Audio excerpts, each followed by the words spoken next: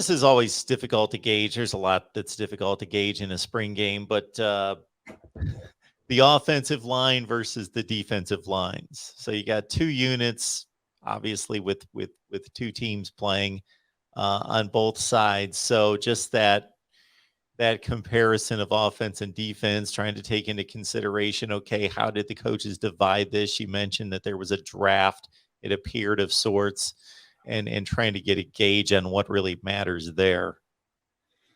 Yeah, it's tough. I think the offensive defensive line is probably the toughest area when you split when you split those guys up. Now, I think what you were encouraged by if you're watching the offensive line is the physicality from a few of the guys that will be counted on to play quite a bit for Oklahoma. When you look at from a tackle perspective, Anton Harrison and Wanye Morris both played really well. You could tell that they were moving a little bit better, a little bit more physical at the point of attack. I think one of the guys that really kind of stood out for me was McKade Mettauer coming from the Cal transfer. He's a guy that I think a lot of us anticipated early on as being a guy that could fill one of those guard spots, and I think he's done nothing but show that he will be that person. So a lot of good blocking from him from that perspective. I think the one thing that we didn't really get to see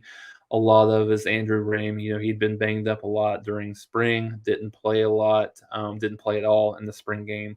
And it's been limited through the spring just in general. I think he's a guy that probably right now, obviously there's some key components of that offensive line that need to continue to get stronger, to kind of fine tune their skills, understand the offense at a greater level with the speed that that Levy's going to go at. But I think at the same time, probably the biggest question mark and thing that a lot of people will be thinking about is the kind of the maturation of Andrew Rame at the center position. Oklahoma is, when you go from Creed Humphrey that they've had over the last 3 or 4 years, obviously not last year, but a couple of years ago, one of the best centers that Oklahoma has had in recent history.